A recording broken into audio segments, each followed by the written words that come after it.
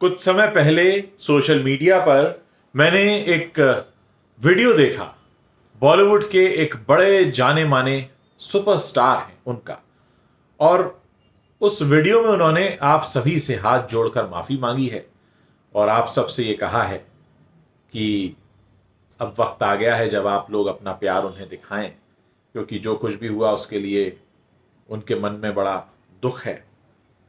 जैसा कि मैंने आप लोगों से पहले भी कहा था कि जब थिएटर्स खुलने का समय आएगा तब इन सबको आपकी बड़ी याद आएगी, बड़ा प्यार आएगा।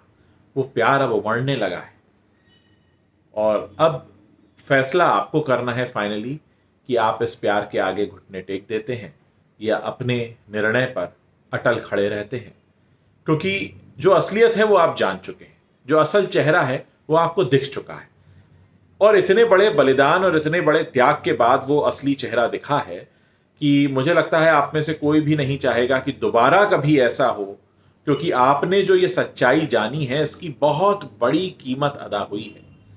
अब इस सच्चाई को जानने के बाद भी आप फिर से भूलने को तैयार हो तो आपकी मर्जी, आपका देश है, आपका आपका वोट है, आपकी ताकत है। लेकिन मेरा काम है आपको यहां आगाह करना, बताना कि क्या हो रहा है, क्यों हो रहा है, किस लिए हो रहा है। यह सब अब इसलिए हो रहा है, अब आपकी याद इसलिए आ रही है क्योंकि 15 अक्टूबर से थिएटर्स फिर से खुलने वाले हैं। क्या आप तैयार हैं अपनी भूल को फिर से दोहराने के लिए, या आप चाहते हैं कि वाकई आपके आसपास कुछ बदले? क्योंकि जब तक आप अपनी ताकत नहीं दिखाएंगे किसी को समझ में नहीं आएगा और मनमानियां चलती रहेंगी। हमारा जो देश है उसमें काफी डिस्पैरिटी है, अलग अलग तबके के लोग एक साथ रहते हैं। ऐसे में यह समझना बहुत जरूरी है, इस बात को बार बार याद दिलाना बहुत जरूरी है कि हमारे देश का प्रत्येक नागरिक एक बराबर है।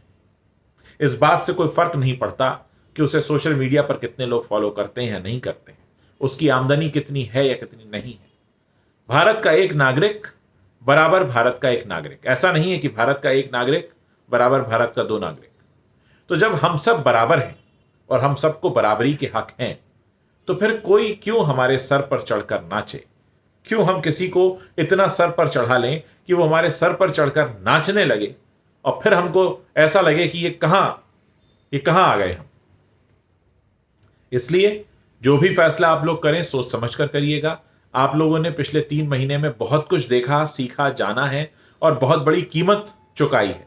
मैंने आपको हमेशा सोशल मीडिया करेंसी का ज्ञान भी दिया है, आपको बताया है कि सोशल मीडिया पर भी किसको फॉलो करें, किसको ना करें, पहले देख परख लें। मेरे कहने पर ना करें, अपनी सूझबूझ से करें, अपनी अकल लगाएं। मैं चाहता हूं कि आप लोग वाकई अपने फैसले खुद लें, किसी और के कहने पर ना लें। फिर चाहे वो कोई ब्रांड खरीदने का मामला हो या किसी को वोट देने का मामला हो।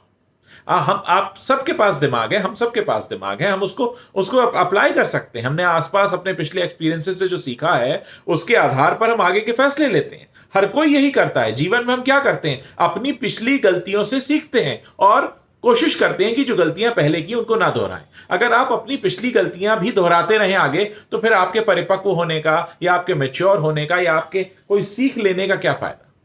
आपने अगर कोई सीख ली है तो उसको आगे जीवन में अमल में लाइए। उसको अपने जीवन में आप होता हुआ देखिए, जिसको आप पहले नहीं कर पाते थे।